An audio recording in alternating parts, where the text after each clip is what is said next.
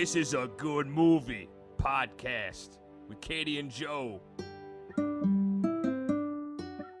Hello, everybody. Welcome to another episode of This is a Good Movie podcast with co-host Joe Bates and Katie Hetledge. Katie Hetledge, everybody. She's my wife, and I'm Joe Bates. And I'm Joe Bates. Did I get it right? Well, I mean, you didn't get it wrong, but you somehow still got it. It doesn't matter. Say goodnight, Gracie. But we got another episode today, and what movie? It's a movie Katie picked. What movie are we doing again? I forgot what we watched. Oh no, you're still stuck on Eternal Sunshine of the Spotless Mind. I went to because maybe I like this movie so much I wanted to watch it again. Well, we didn't. We didn't watch it again. Instead, you watched for the very first time The Princess Diaries. Oh yeah, The Princess Diaries, Yes. a movie made for me at any age. Sure. I mean, why not? I think it's a universal tale that could appeal to anyone, and actually, we'll get into that later. A so universal tale shut that your will apply mouth to anyone. Princess Yes. Diaries. Okay, yeah. This is going to be pretty interesting, I think. So, I am excited to get into this and discuss the Princess Diaries. But before that, what's going on with Lower Line, Rory Gilmore? How's their lives going on? See, exactly. I don't know why you're like hating on The Princess Diaries, which is about a high school girl, and every night we're watching Gilmore Girls. Every night, Every night. To the audience, the fan base, the this is You okay? This is a good movie Podiacs. Oh God. Is that what are we You doing? can't call people Podiacs. Well, I can call anybody well, I can't do that. But you can call people Podiacs. That sounds like we're potty training them. Well, we're potty training them with movies. No.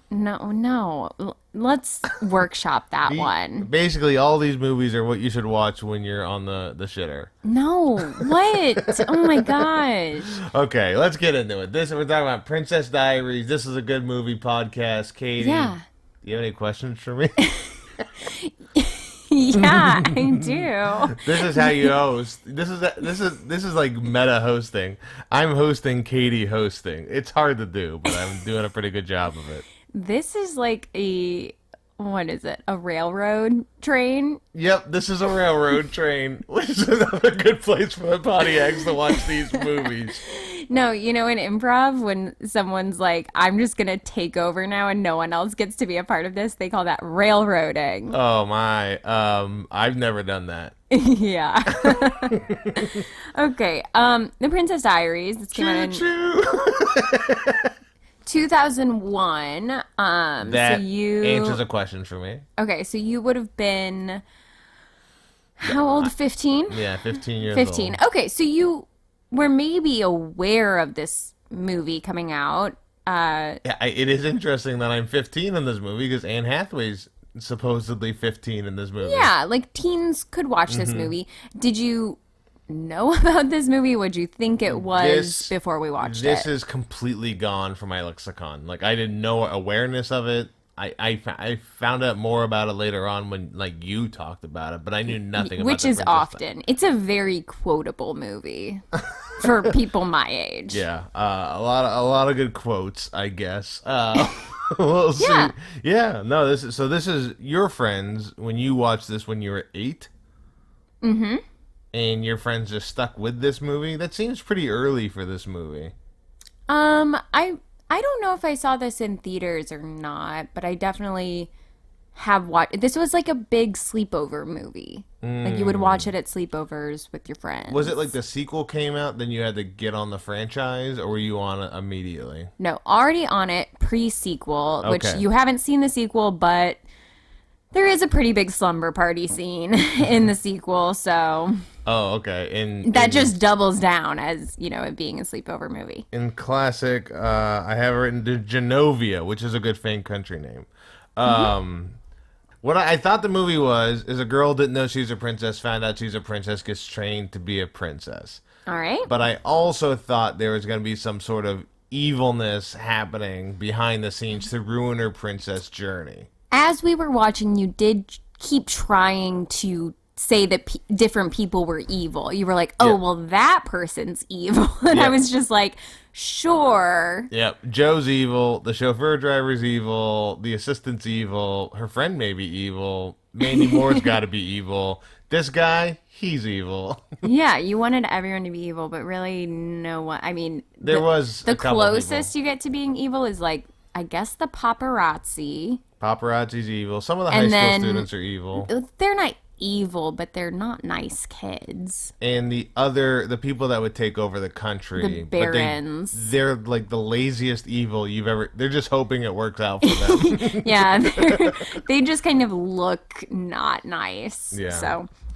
okay, and then. Oh, and this is just so you know, I want you to know, viewers, if you send us information or stuff that you want us to know about, we listen. So we've taken your input, and we're going to tell you what happens in the movie before just talking randomly. I do feel confident that a lot of people will have seen this movie or be familiar with it. Wow. Kale, our editor, let me know if you've seen this movie. Kale, I hope you have. I can't imagine Kale has seen this movie. Whatever. Okay, so what is the movie for real? What is the? No, you let me know. You love this movie. I'm gonna forget things. So what's the movie synopsis? So it's Mia Thermopolis. She lives in San Francisco with her mom. She is in high school and she's not popular. She keeps getting sat on by people. She's just like invisible. She's got a couple friends, but then she finds out that she is actually the princess of Genovia because her dad was the prince. He passed away recently. And so now Queen Clarice, her grandma, played by Julie Andrews, comes to town, tells her she's a princess. They do some princess training, and then she's going to decide if she will be taking over the throne or not. And it's a little bit up in the air. And, you know, there are some shenanigans that ensue. She's trying to learn to drive. There's a little love triangle-ish going on. She likes the popular kid from Brink, and he is kind of a jerk. And, you know, she's got her best friend's brother who she's also into. And at the end of the day, she comes to her senses and does become Princess of Genovia. I would not have done a good job explaining the movie. Because there are too many good... I mean, as I was talking, I was like, how do I cover all of the great things? And then I was like, well, I hope we just get into all of it. Some would say throughout. This movie might have too many things going on with it. And those people would maybe have never seen it, I guess. Well, maybe they've seen it recently. They're wrong. No. All right. Okay. We'll get into this. We'll get into this movie. Mm-hmm. But before we do that, and I think it's pretty clear why, but why'd you pick this movie? Because it's a classic for me in my childhood. Yes. My friends will frequently reference this movie. I feel like it's just it's part of like the lexicon for people my age. So you think this movie holds up overall as like high school movies? I really do. I think it is a great example of like a high school movie, like a classic makeover movie. It's a little My Fair Lady-ish. It is family friendly, but still kind of it's still entertaining. It's not like boring family friendly. And it was also Anne Hathaway's first movie. So I feel like, you know, she's done so much. We might watch some more of her stuff. So I think it's kind of fun to like see her first big performance. It actually is a lot of movies, but at its heart is a makeover movie that they kind of move past. It takes like 5 minutes to do the makeover. Well, yeah, because Paolo's so good. She seems like a normal person. All right. So the beginning of the movie, I was surprised, and I'm glad you said it was 2001. Okay. The opening credit where the feel in the font, I was like, this is late 90s, early 2000s. Correct. And I thought this movie came out when you were in high school. It did not. Now I know, but when I started watching this movie, I was really shocked at how early the movies felt and seemed. When it opened, like the opening credits, and I remembered that this came out much earlier than when I was in high school. And then I looked it up and I was like, oh, it is 2001. And then I go, how many of the movies that we have watched so far for this podcast have come out in literally like a span of 5 years of each other, other than Secret Life of Walter Mitty? Because I keep... Well, Rogue One was later. Oh, yeah, that's true. Okay. So, but the rest are all like late 90s, early 2000s. Yeah, this is episode 6, Yeah. I believe. And yeah, they all were kind of the same period. We gotta diversify the time period. Okay. But I guess that was really big for both of us. I feel like that's a big weight on me having to choose what the next movie no, is. just in general. But all of them are. This is just a behind the scenes little sneak. It opens at San Francisco, very hilly. Very hilly. And They're I knew on their little immediately scooters. I knew immediately why you loved this movie. Why? Because she lives in a fun house. She does. Well, it's not a fun house. It's a firehouse. A fun firehouse. That's such a cool place. Like, can you imagine being 10 years old and seeing someone living in this like loft artsy firehouse? That's like amazing. In 2001, you watched this and Spy Kids, and you found the places you wanted to live the rest of your life. Pretty much, yeah. If we can make that happen, that would be great. We're not gonna have a fireman's pole if we have a kid, because I already see if they're anything with our genetics, they will fall straight through the hole and miss the pole. Yeah.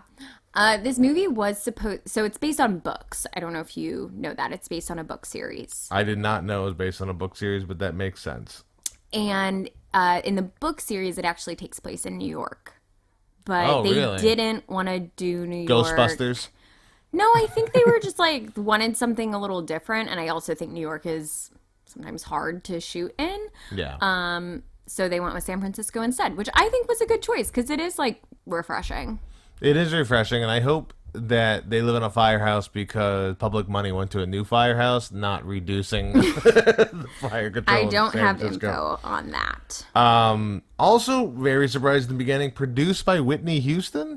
Oh, so you did pick up on that. Okay. I was very surprised to see that in the font. I was like, I don't know when she died, but I thought she was definitely dead. She was not. This film and the sequel were Is what killed her? Produced by Whitney Houston along with some other people, and this was her. She had a movie studio kind of that I think put out that Cinderella movie with Brandy. Oh, okay. But this was her first producing job. Well, seems like a success on a movie to choose to produce off of and everything. Yeah. That's crazy. No, I saw that and I was like, what the hell? Mm-hmm. Yeah. So that's just a fun fact. The other producer was actually the first black female producer to get a big deal with a major studio. Oh, gotcha. So yeah, she produces somebody else. Yes. Yeah, there were 3 producers. It was Whitney Houston, Deborah Martin Chase, who's the woman I was just talking about, and then someone else who I didn't write down. That song makes a lot more sense, where she goes, I want to produce with somebody. Yep. That's a good one. And it was directed by Gary Marshall, just as we're talking about the opening credits. Yeah, I don't know who Gary Marshall is, but I did see him. No, yes, you do. Oh, okay. I guess I do. Sorry about it. I lied, everybody, yet again. Well, you might not recognize him on the street, but he's a major producer. He directed Pretty Woman. He did Runaway Bride, Overboard, Beaches, and then he did those. Remember when they did all of those movies Overboard is a movie you want to tell me they know what Overboard is? You don't know Overboard? I know with Goldie Hawn and Kurt Russell when they fell in love for real? Okay, and then they did a remake of it with Anna Faris not that long ago. I was thinking the movie Overboard with I thought Adam Sandler had a movie called Overboard, but maybe I'm wrong. No, I think that's different. Going Overboard in 1989. Oh, yeah, totally different. Okay. He also did those, there was a string of films where it was a bunch of high-profile actors all in different sort of storylines that, were kind of interconnected, like Valentine's Day, New Year's Eve. Did you see Love Actually kind of thing? Yeah, not that one, but the same feeling similar. where they just put a bunch of stars. Yes. Gotcha. And he created Happy Days. Okay. That's Scary Marshall. So yes, you should know him. I should know him. I don't know if I watched any of those movies, outside a couple of them, but that's But about you've it. heard of them. Yeah, You've I've heard of them. No, Pretty he's Woman. a rom-com / children's director. Yeah. Yeah. Then we pull up. We see her, Anne Hathaway. Mia. And I, you know what I wonder when I see Anne Hathaway, Mia Thermopolis. What? You know what my immediate thought? I go, what if her hair was different? If they could just do something with her hair, I think she'd look like a pretty girl. Her hair is a bit crazy in this. It was her hair and an additional hair piece to make it really Yeah, I big. imagine that wasn't her natural hair. That insane fuzz mop that is Yeah, it was a lot. moving around the whole time. And they cleaned that hair up pretty quickly in that movie. Yes, you mentioned that it was a 5-minute makeover, which some might call a makeover montage.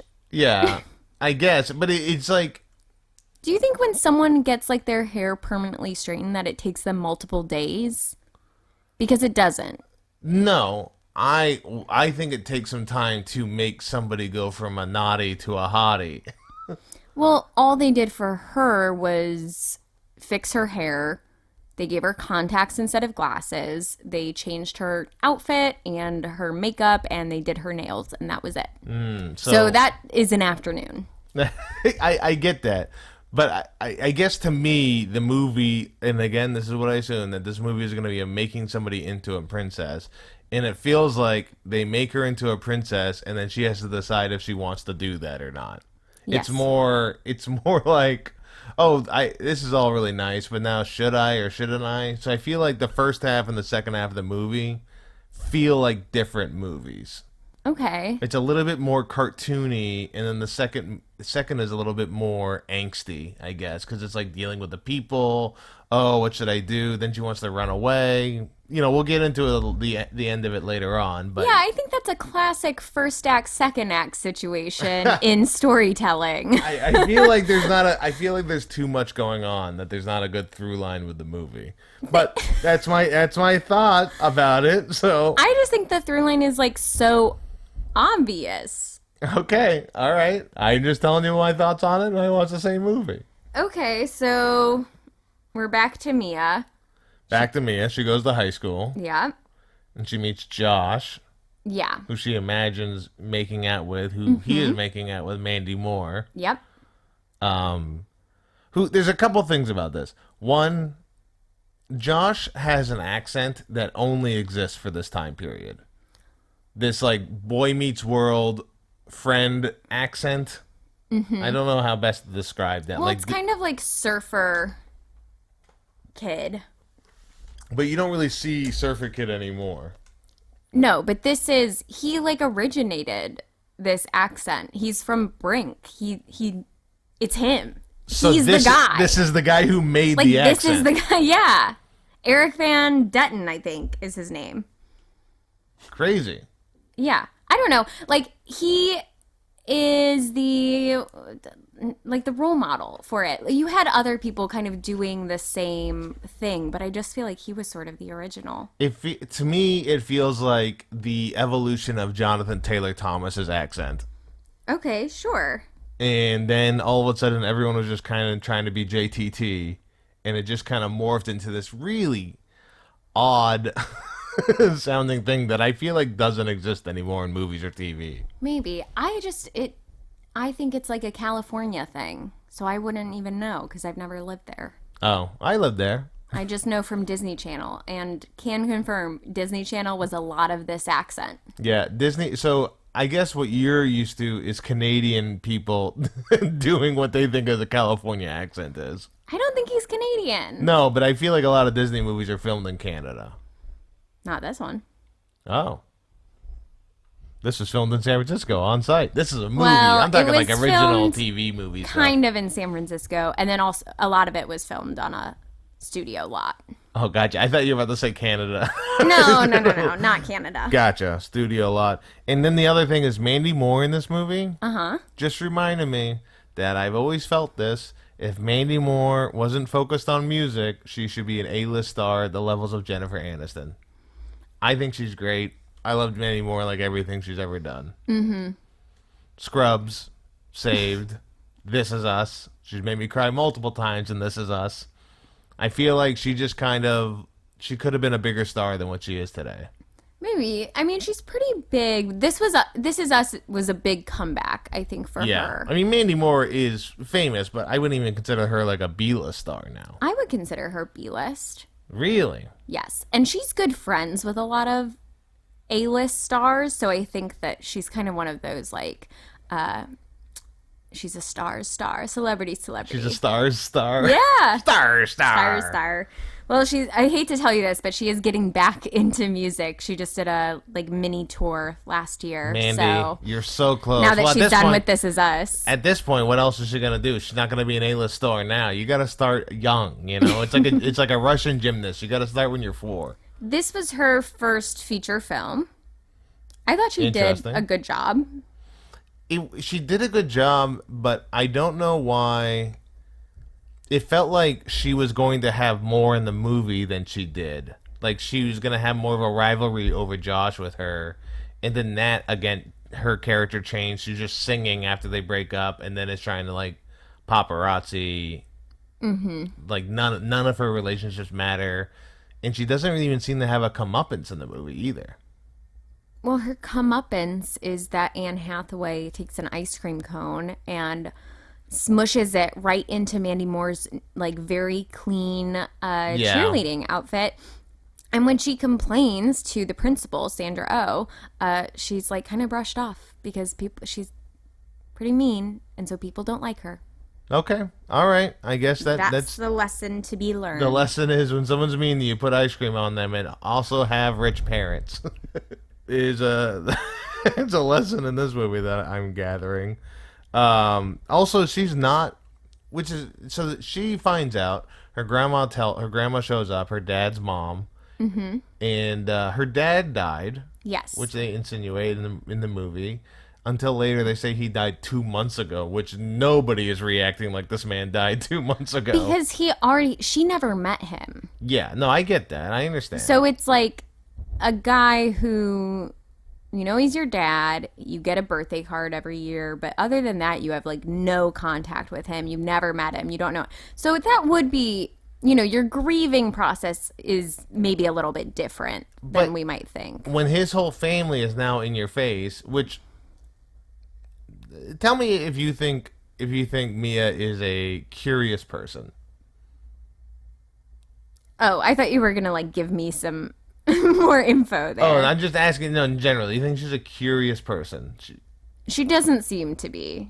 Okay, you're saying she's just kind of going by life, doesn't care, not real impacts and everything. I think she's 15. Okay, I feel like she's smart in the movie. Yes. She seems intelligent. She seems to be good at good grades. And to me, I feel like she should be doing a little bit more work to find out who her dad is than just assuming, oh, whatever, it doesn't matter kind of thing. I'm just shocked that she knows nothing about her dad being involved with this family. I see. Why not just do a quick Google search of his name? Yeah. I mean, it's 2001. Google exists. You can do that kind of thing. Barely. I guess. I mean, I don't know. I feel like it's not too crazy to kind of find out more about your dad here. Yeah, I guess. I don't know. Guess that's a flaw. But that would definitely defeat the entire premise. Well, I'm glad you said that, because I said she has no clue all about her lineage. She's curious, but not about her dad. I'm finding flaws. I guess they never had to do a family tree project. Or maybe she just focused on her mom's family. Let us know. Email tigmpodcast@gmail.com if you never had to do a family tree project at your school. And we'll read your entire family tree on the next episode of the podcast. We established that Mia is, loser in high school. Her grandma shows up, wants to have tea, so she goes to... I mean, it should tip her off that, something fishy's going on, because she gets to the Genovian consulate to have tea with her grandma, which is very fancy. And then the grandma arrives. It's Julie Andrews, and you say to me, "Who is this actress?" What? Which is surprising for 2 reasons. One, Julie Andrews is incredibly famous. That's what people say. Mary Poppins, Sound of Music. And two, we had just watched, like 2 weeks ago, The Special Night. we just watched a movie called, was it called The Special the Night? TV movie with James Garner, The Special Night. I Googled that up. Yeah, which was maybe like 10 years before this or something. It's not. It's like a 60-minute made-for-TV movie. It's not good. It's not good. But that's why I recognize their faces. Like, why do I know this person? Oh my gosh, that's so embarrassing for you. For Julie Andrews. No, for you. Genovia, I think that's a pretty good fake country name. It is. I mean, as someone who reads Marvel Comics, I love good fake country names. Sokovia. Sokovia, Genovia. Latveria, Wakanda. Ias. That's the key. There's so many Ias out there. Kia. You can kind of. There's Kia car. Sorrento. Mm-hmm. The country What do of they Kia export? Sorrento. I'm gonna ask you a question. I wrote this down. Okay. Watching this movie, what % chance did you give yourself that this would happen to you? Not high. I mean, like 1%. Oh man, I wrote 15%. I was like at No. least 1 in 10 chance. You thought you're a little bit more than 1 in 10 chance. No, I probably thought my odds were higher to like get into Hogwarts. So this was Plan B. Yeah. Get in the Hogwarts. Plan A, witch. Plan B, princess. Those are good. It's a good career path. Did either of them happen? Well, we're doing a podcast, so no. The magic of podcasts. Mm-hmm. You're a wizard lady now. I don't feel good calling you a witch. Okay. It just seems rude. And then it comes out she's 15 years old. Uh-huh. How old was Anne Hathaway when this movie was made? Like 18, 19. How old was her friend Lily? Oh, I didn't look that up. Heather Matarazzo. Yeah. It felt like I think same. Anne Hathaway seemed much older than everybody else in this movie. Especially when they straightened her hair. When they straighten her hair and take her glasses off, she ages 15 years. Heather was like 19. Okay. Interesting. It felt like Anne Hathaway was much older than all the high school students, especially when they made her look She like a does. princess. She has an older, more mature look about her, I guess. She's also quite tall. I think sometimes that plays older, especially for high school students. Especially when you have like a nerdy, she's playing like a nerdy meek person and she's taller than everybody else. That is weird because it's like, how do you not notice the very tall lady walking around? And they gave her quite old makeup. You know what I mean? Like, they didn't Yeah. do her makeover to look like a young person. It felt like old, like kind of like a beauty pageant makeup. It felt like Joe Manganiello in Spider-Man. What? Spider-Man 1, Joe Manganiello is Tobey Maguire's bully, and he looks like a 40-year-old man bullying high school students. Yeah, I can't imagine him ever looking actually like a child. Yeah, But also Tobey Maguire looks 40 in those movies. So, I don't know. Maybe they thought that would even it out. yeah, just two 40-year-olds stuck in this high school full of students fighting It's each other. basically it's the Grease theory of casting. Yeah, it's never been kissed, but these two people hate each other. Yeah, pretty much. Let's see. Also, I don't run governments. I don't run countries' doctrines.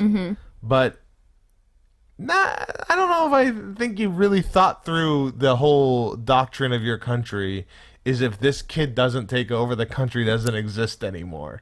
So, yeah, they said that. And I did write down, I don't know anything about royals. So, sure, the country will fall apart without her. But we then learned that I don't think the country will cease The to exist. Baroness. It's just going to be taken over by a different family. Yeah, it felt like that. Now this is, and I feel like we don't have an answer to this, but it felt like the Baroness was like of a different country that was gonna just take over the country. Maybe. And I probably wasn't paying enough attention to.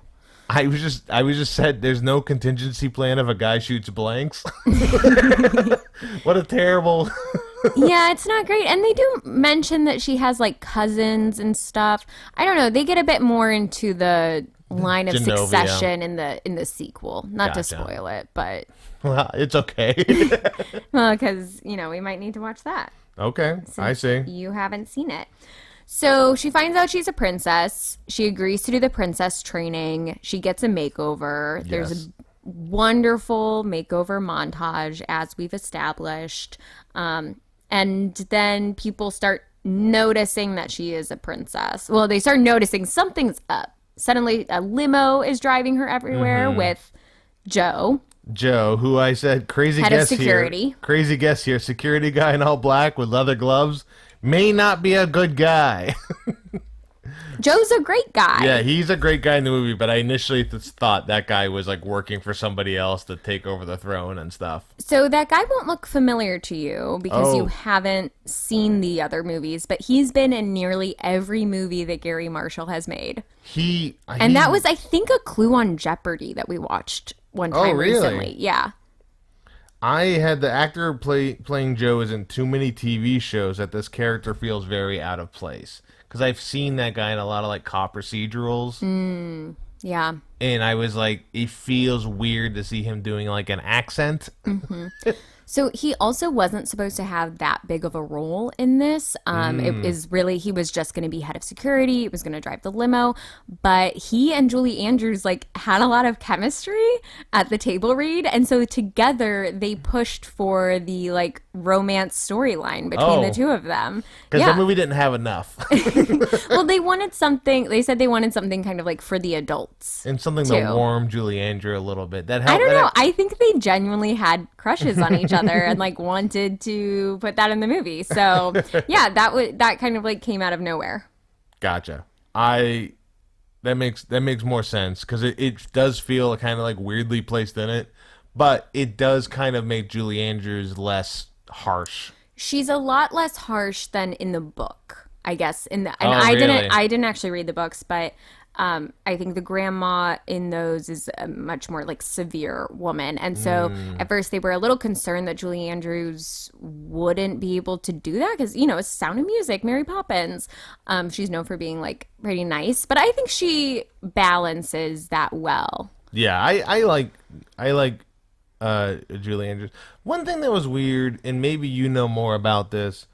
What were the issues in this movie making her just an English princess or a country that exists? Like, why did they? I think it needed to be a small, fairly unknown country, maybe for the reasons that you had said about like, wouldn't she just know already? Oh, I see. So it's like a kind of a. Because we're like fairly familiar with It's kind of like. British royalty. I see. Well, they had the whole story, like the Princess of Monaco was very popular, I think, around this time period. Kind of like princesses of like random little countries. Mm-hmm. I wish I remember her name. I don't Well, remember yeah, her see, name. exactly. So I think they made the right move. Okay. Anne Hathaway, I will say a couple things. I don't know why they fixed their eyebrows. Those eyebrows are ahead of the curve. That's the know. style now. Well, I mean, when you see everyone else's eyebrows in the movie, it makes sense. But big bushy eyebrows were not in at the time. And I do think Anne Hathaway is really good in the movie. Yeah, I think she She's having fun. is excellent. So she was cast. Okay, so they had a few other people in mind instead of Anne Hathaway. Oh. They actually offered the part to Juliette Lewis, which you know from Yellow Jackets, Okay. among other things. Yeah. I don't think that would have been the right Too harsh. move. Too Yeah. harsh a lady. She's too sure of herself Yeah. and like cool. Then it was like, you know, basically thinking of every other kind of 20-year-old actress at the time, Kirsten Dunst, Jessica Biel, like going through everyone. And then Anne Hathaway came in for an audition on a layover when she was in LA. And she read for the part and didn't even do a screen test. They decided she was the right person because she was so awkward. She actually like fell off her chair during the audition, which Mia does when she's in princess training, learning how to like cross her legs and stuff. So they were like, okay, she has the right kind of Gotcha. personality for Yeah. this, where she seems normal but then can pull herself together really well. And I thought her physical comedy was like excellent in this movie. I just thought I thought she really handled her own a lot in the scenes, especially when you're with like Julie Andrews and these other people, and she's carrying the scene as well as they are. Yeah. So you can tell Anne Hathaway's got a future. Which it turns out she sure did. She sure did. She sure did. Although people do you like Anne Hathaway or no? In general. I've always liked Anne Hathaway. Me too. Anne Hathaway, I find is one of, forgive me for saying it's one of the most beautiful actresses. I've always thought she was very attractive. And then people said, oh, actually everyone hates Anne Hathaway. Yes, it's so weird. And People like, really hate her, and I don't get it. I loved her as Catwoman. Yeah, she was great in that. Thought she was great. Big Anne Hathaway fan. I loved her when she hosted the Oscars. With Jared Leto. Or not Jared Leto. James Franco. James Franco. Why am I thinking Jared Leto? Well, because you just saw him in the Golden Globes and you that's hate true. Jared Leto. I know, I do. Because he was wearing gloves. Yeah, Dave Franco, really. I felt so bad for James Anne Franco Hathaway. could not care less about that. She's like such a professional. You know, she was like totally prepared for everything. Yeah. And then he just blew it. I'm sure she was livid. Yeah, she's great. Have you seen The Devil Wears Prada? Have I seen The Devil? No, I've not seen that. I've seen parts of it. We'll for sure watch that at some point because that really is a good movie. I did say Julie Andrews could do this movie on cruise control, and sometimes it did feel like she was doing that. This was actually her kind of comeback from like semi-retirement. Oh, after One Special Night? That I think was during semi-retirement. Yeah. Because, she was like a huge star when she was younger, and then I think she kind of stopped doing things and then semi-retired, and this brought her back. Yeah. Oh. So put her on the map again. So it's a movie full of like unknowns. So people do like teens in their first big roles, and then adult actors who like haven't been seen on screen for a while, which is an interesting mashup, I think. I feel there was some good parts of it. Who is Lily? Why do I know that person? Heather Matarazzo, you would know. She was in Scream 3 back in the day. You might know her from The Adventures of Pete and Pete.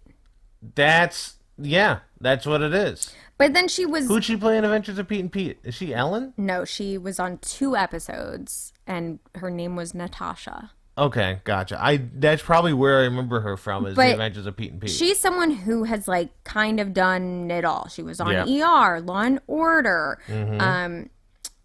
Grey's Anatomy, like a lot of 1 or 2 episode arcs. She was on Now and Again, Strangers with Candy. So you've probably just seen her around. I've probably seen Strangers with Candy too. I do like that show. I thought Sandra Oh was very good in it. She's We're having kind of a Sandra Oh marathon in our apartment right now. Yeah, we just watched Quiz Lady. Another comedic performance from Sandra Oh. She's so great in comedies. She's really good at like kind of that like unaware airiness and desperate, like this weird mix of those 3 things. She was really good in this movie. I liked her. I guess this is before the TV show she was in. Grey's Anatomy? Yeah. I think she was already on Grey's Anatomy at this point. Yeah, Grey's Anatomy's been going on forever. Oh no, it started in 2005. So this is probably what got her the gig. Probably. She sent the highlight clips of Princess Diaries. Yeah, that had to be it. A lot of San Francisco seems like San Francisco people. The art mom seems like an actual art mom. The least San Francisco part of it is the beach kids, like the shitty kids, don't seem as San Francisco. They seem more LA. Yeah. I don't know many San Francisco kids, so it's hard for me to speak on that. I used to live in the Bay Area, so I kind of know what the people are a little bit alike. There was a scene, and if you haven't seen the movie, I don't know how to explain it by just saying it, because just saying it is exactly what it is, but saying it sounds weird. Joe, the security guard, plays basketball while holding an umbrella one-handed, and it's exactly that. And I really enjoyed it. Yeah. Yeah, that basketball scene is interesting. So we've like skipped ahead a bit because we got caught up in the casting of the movie. Yeah, but we've talked about like the makeover, and then she's like now she's like famous and the world knows her and everything. So it leaks to the press that she is the princess. It turns out Paolo leaked it, so she's kind of ambushed at the school. They resolved who spilled the beans way quicker than I thought they would. Well, I guess they run a pretty tight ship. they run a tight ship, but I feel like that's also like why I think this movie has too much. Because it's like, okay, there's something where you can have the friends kind of have a break, like a split or conflict, and they resolved it immediately. And then it was like, okay, no. And then it's like another thing, maybe the conflict, but they resolve it immediately. Mm-hmm. And then when they actually do have the conflict later in the movie, it's not really resolved until the end, when they just all kind of resolve it in the same place. All their issues are all resolved just by seeing each other one more time. Well, that's very vague. If you want to maybe say what everything is. She misses the TV show, the cable show, to go out with the guy, and then her friend doesn't talk to her until she arrives at the very final scene, right? They don't talk again because she's going to run away, but decides not to run away. Comes back. She resolves that. No. You just mentioned the basketball scene. That's when they make up. So Mia is supposed to be on Lily's public access TV show Saturday night. So stupid. She's also supposed to go hang out with Michael, Lily's brother, who's like fixing up her car, and he's in a band, and they're supposed to hang out. But instead, she goes to the high school beach party where Mandy Moore is singing, and she and Josh go out on the sailboat, and then they are like kissing, and then she gets ambushed by paparazzi again. And so then she has to make up with Lily, which she does during the rainy basketball scene. They make up. She invites her to the ball. Okay. And then she tries to make up with Michael, and he's like kind of brushing her off. And then she sends him a pizza with M&Ms on it that say sorry. And, she still wants him to show up, but they haven't quite made up yet until the very end. Gotcha. When she slips on the bleachers... That is real. That's not planned. That was not planned. It was slippery, and she fell, and being the consummate professional that she is, she just continued on. So everyone else's reaction to that of like, are you okay, is very real. Gotcha. That felt very much like an I was improv like, moment. why would they ever have someone do that? And then, there's so much to this movie to talk about because this movie has too much. That Anne Hathaway. I think the only other kind of big scenes are you have when she and her grandma decide to like blow off princess training for the day, and they take her car into downtown San Francisco or the pier. Near the pier. And they're playing games, and then they get in a car crash with a bus, and the grandma has to knight people to get out of it. Yeah, that was really good. The arcade museum they go to, I've been to before. Very fun place. A lot of like 1920s, the 40s arcade games. Julie Andrews are great in that scene. Those two guys were amazing. And I love that they come back at the end of the film. Again, like they are actually knighted. Yes. Yeah, that was really fun. And then we have the state dinner, which is kind of Mia's first like practice at being a princess, and it doesn't go great. I think the funniest scene in the movie is those people who are copying her eating ice cream because she takes too big a scoop of it and it's too cold, I guess. Yeah, it's like an ice cream almost. It's a palate cleanser. Gotcha. Okay. You said it's like an ice cream. I was like, I did say it was an ice cream. Oh, sorry. I thought maybe it was like, is it like wasabi ice cream? But it's just a palate cleanser. She took too much of it, so it's very cold. Yeah. And then these two people next to her just follow up, and I thought everybody did that comedy pretty well. Yeah, I thought that was a great scene. I wrote down that pretty much every scene in this movie is like Anne Hathaway being Anne Hathaway, Julie Andrews being Julie Andrews, and then just a bunch of character actors proving there are no small parts in films. Like, that is every scene. Is like, here's these two people, and then just a bunch of interesting weirdos. And we'll just let them go. That state dinner is like, everyone is from like either exactly the country you think they are or the most vague country you can consider. Yeah. And then an Asian guy who seems to be the most important person. I guess. Because everyone keeps paying attention to what his reactions are going to be. Yeah. It's like, why is this guy not sitting at the head of He seems to have the most clout of anybody here. The worst Scottish accent I've ever heard in my life by the Scotland guy. Yeah, I don't know. That's not, it's not what the movie's about. Feels like you're going to get an easy... And the picture of her dad, she eventually finds a picture of her dad. Yes. So Now she's getting ready to run away because it's like all been too much. Overwhelming. She doesn't think that she should be the princess. She's like, it's not for me, but I don't know how to say that. Or no, she's going to, rescind the throne Yeah. at the ball.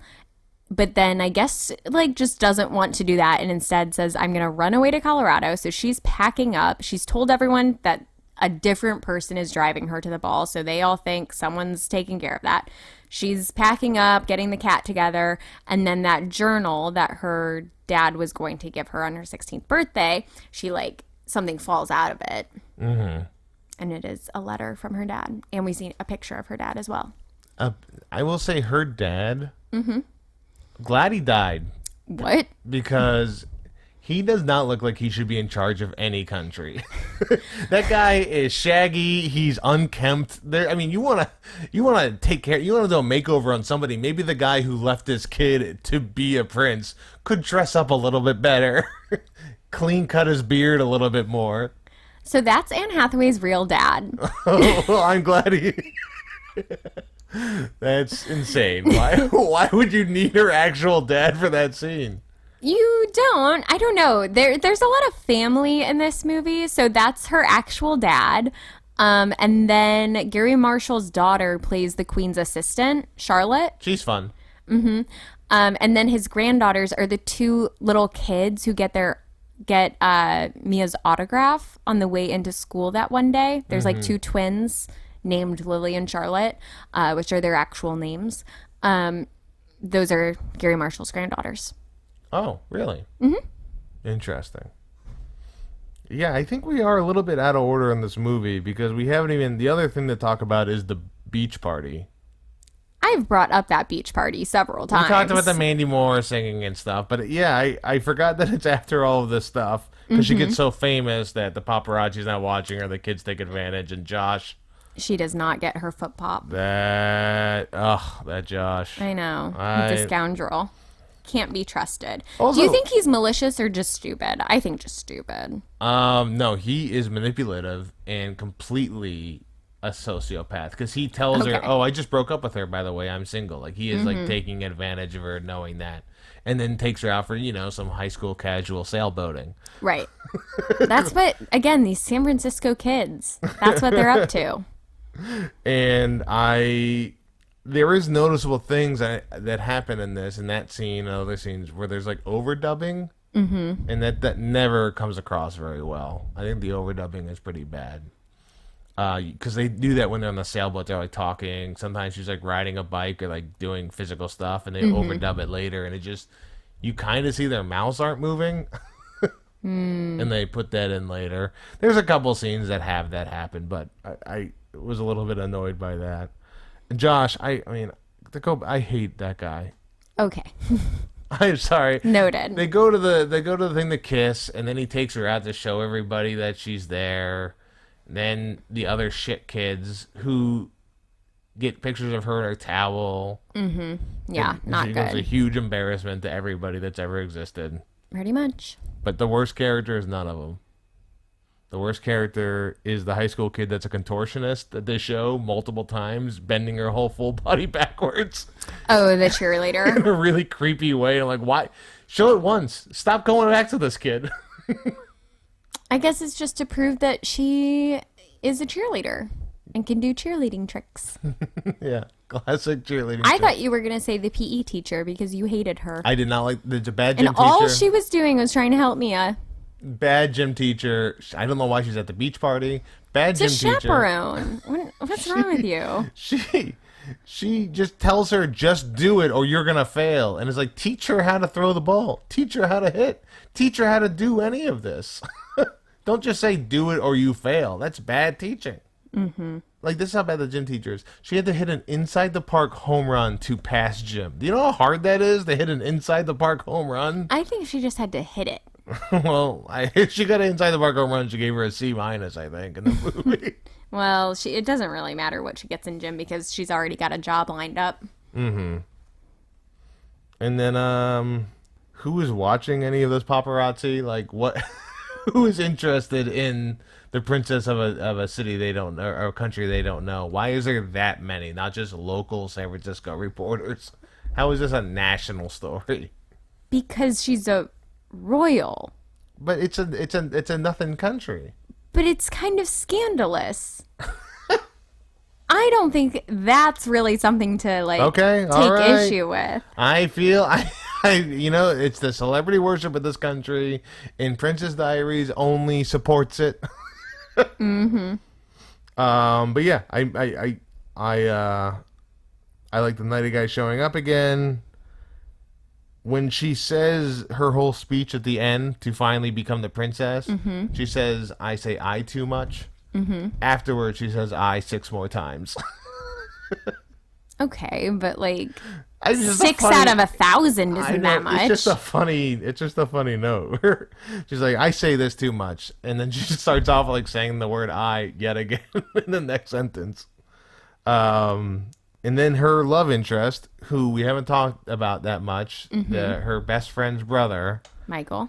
He has the hair of a 40-year-old man trying to remain young looking. No, he has like shaggy hair. Yeah, but if you look at it, it's like there's like long sideburns. It's very much like a guy who's really in the Chris Isaac type of haircut. It's like 70s. Yeah, but he's a kid. But he's in a band. Yeah, he is in a band. But he's in a band in real life? He is in a band in real life. The band is called Rooney. Have you ever heard of them? I don't know Rooney. They've had like a few albums and some singles. They had that song, When Did Your Heart Go Missing? Like, when did your heart go missing? Dun, dun. Yeah, I still don't know that, but okay. Well, I trust that they are a band. Yeah, that is the real band. Okay, his band in the movie is Rooney plays the band. Were they famous before or after the movie? They existed before the movie. I'd say they're more famous after. The movie. Gotcha. He also, so his name is Robert Coppola Schwartzman because he is in the Coppola family. Oh. So he also, he's like directed some short films. He had very, very small projects in some of Sofia Coppola's movies, like The Virgin Suicides, because they are cousins. And he is also, as a result, cousins with Nicolas Cage. And he wanted in the credits to be like credited as Robert Cage to honor Nicolas Cage. And I guess they said no. And they stuck with Robert Schwartzman. Jason Schwartzman's cousin. Yeah. No. Interesting. I didn't know that. And then they all dance and have fun. And she does a robot dance, which I love. Yeah, the end scene, she gets her foot pop because she and Michael kiss out in the beautiful gardens, and then they dance, and they were dancing too. So the song at the end, iconic, Miracles Happen. Great song. Played at like every single one of my high school dances. Katie tried to get that song to play at our wedding. There were multiple requests for it, and the DJ couldn't find it in his stuff, so we didn't get to play it. Instead, we played Lizzie McGuire. But DJ Scott. Yeah, DJ Scott. Yeah, iconic song. They weren't playing it when it was actually being filmed. Instead, they were playing Madonna, and they had to refilm the scene multiple times because actors kept like lip syncing the words because the song was too well known. Yeah. That's funny. That's really funny. Perfect. Is there any fun facts that we missed on this talking about it? Anything we missed? Well, okay, so the budget was $26 million. And I'm guessing the box office $100 million? $165.3 million. Yeah, they made a sequel. Yeah, it did very well, which was unexpected, I'd say, because this was a project for Disney to get back into live action. Up until, in the 90s, they're doing a ton of animated stuff. Yeah. You have all the animated, like, princess movies. Atlantis. You got Atlantis. And they were like, you know what? Let's try to get back into live action. Because previously you had, like, Mary Poppins. You had Knobs and Broomsticks. Like, there were those live action films. They just hadn't done it in a while. So they tapped Gary Marshall to do it. And the request was, like, this needs to be G-rated, but still edgy and funny enough that adults can enjoy it. And they also weren't sure. At the time, the like understanding was that girls would go see movies made for boys, but boys might not see movies made for girls. And this is definitely a movie made for girls. And so they weren't sure if that would be successful, which it was. But yeah, it was supposed to be funny. So Marshall kept rewriting it. Yeah. Not like total rewrites, but he would make little changes kind of throughout to just add in jokes. So that is, I think it's a pretty funny movie. There's a lot of like physical comedy in this. Comedy. As we mentioned, just like little sayings that kind of have like stuck with you. I remember like when this came out, we all would practice that wave that they do where they're like, which everyone who has seen this movie and is now listening like knows what I am currently doing. She's currently waving. Doing the wave. So you said this is a very quotable movie. What are your like 3 favorite lines from this movie? Oh, well the first goes with the wave, which is okay. Thank you for being here today. And we would just say that to each other like on and on and on and on. Other than that, I don't know, like you broke my glasses, you broke my hairbrush, the foot pop, we all sang Stupid Cupid a lot. Yeah. Yeah, no, you said it, so I was just asking I didn't write down all the quotes that I usually say, but I thought you'd have them memorized. No, I don't have the movie memorized. I was trying to set you up here. But like just little things like the foot pop, that's not really in anything else, I've realized. We sing, like the soundtrack was pretty iconic because it had Backstreet Boys, it had Pink, it had like a lot of, at the time, big teen pop names. Great. Well, we got a new segment on this thing, Katie. We got a new segment on the show, on the podcast. And this is you love this movie, so I'm going to ask you something and see if you're prepared for this. Give you some time if you need it. What do you think is like the best, if you're going to pair this movie with like a snack and a drink or a snack and or drink, what do you think this movie goes best with? Cheese pizza and M&M's. Cheese pizza? Is M&M's on the cheese pizza? Yeah. Or maybe some like Genovian pears. Genovian pears. And string cheese. Gotcha. A little bit of Genovian pears and ice cream, and then you put some M&M's on cheese pizza, and then string beans. String cheese. String cheese. Because remember, she breaks off the statue's finger and then puts the finger in the mouth of the statue, and then later they're looking at it and they're like, maybe it's string cheese. Yeah.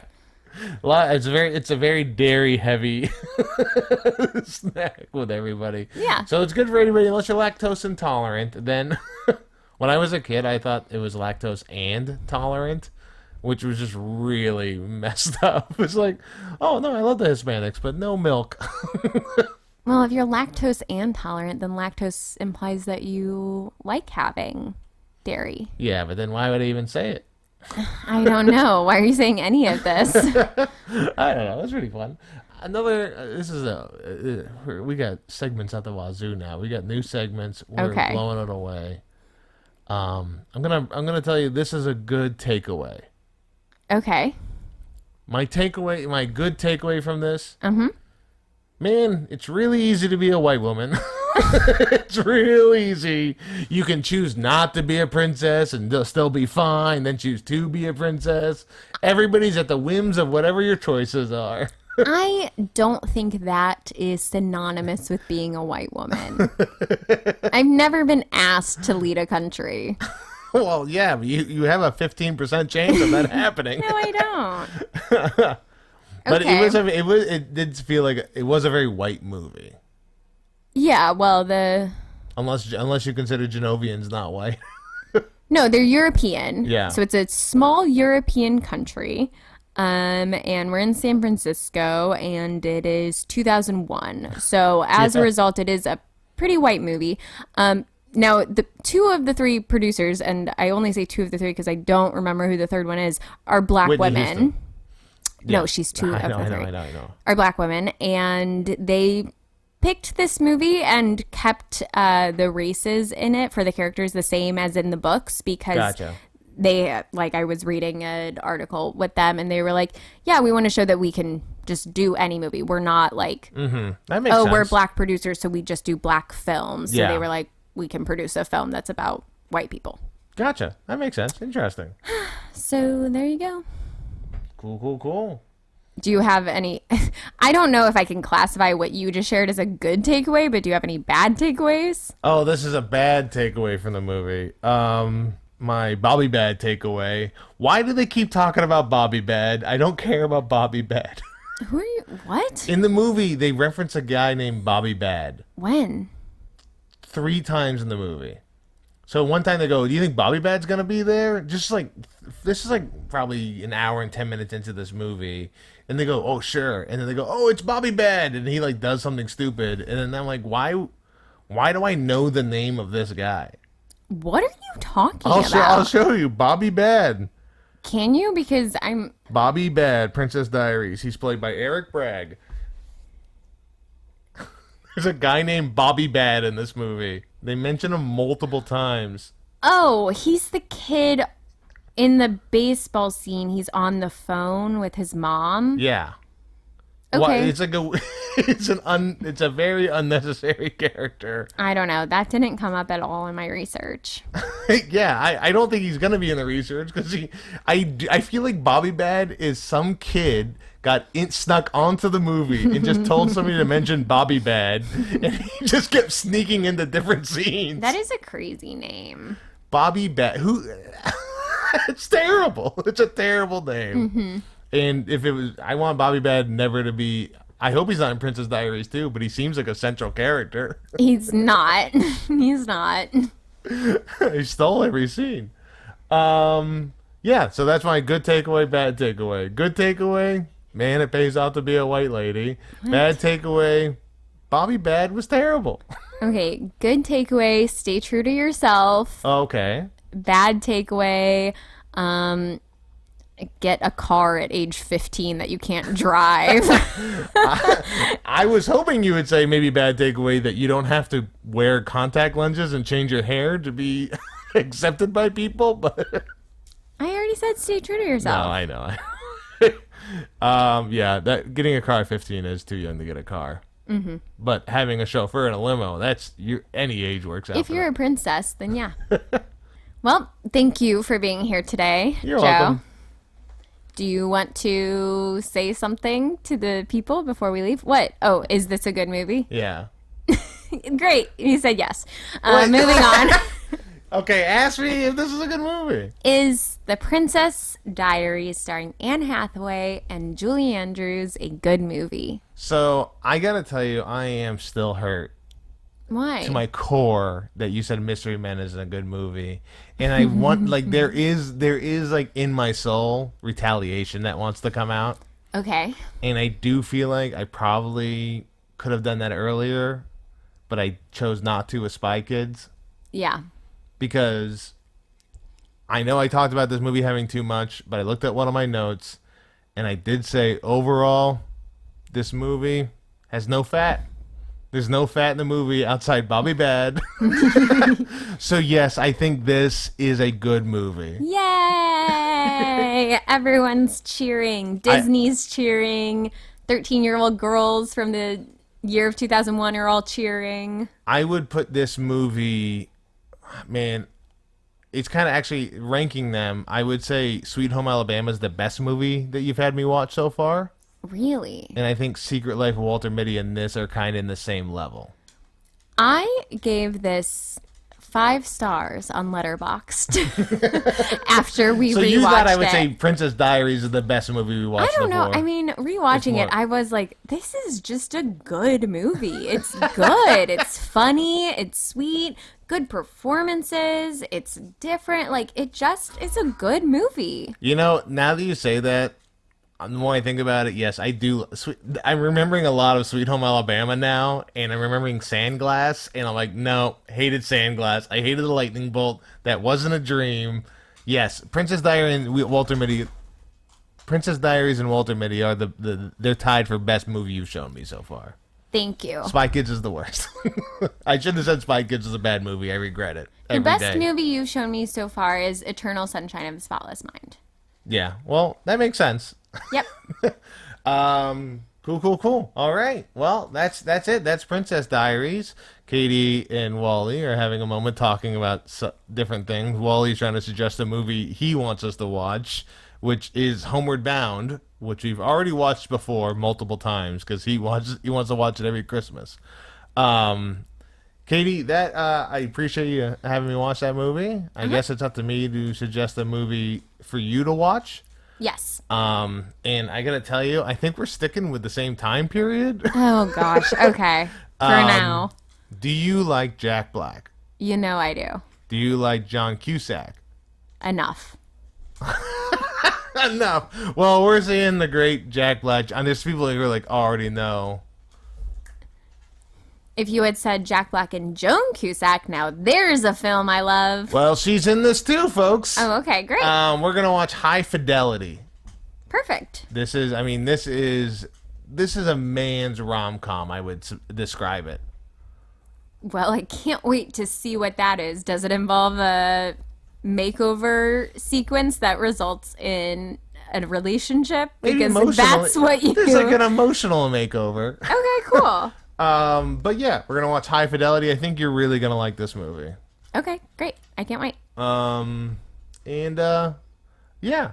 But that's what you have something to say? I was going to do our regular wrap up of feel free. Follow us on social media. You are at Joe Bates Comedy. I'm at Katie Hetledge on Instagram. We're on Letterboxd now, so you check that out.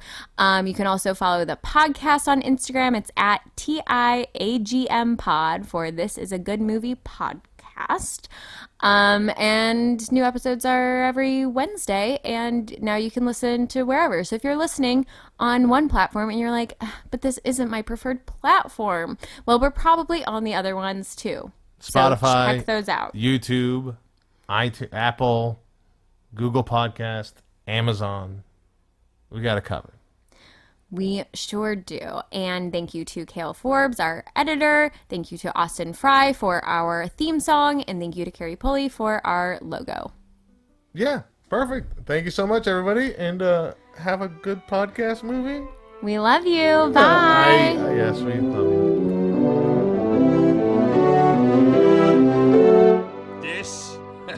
This is a good movie podcast with Katie and Joe.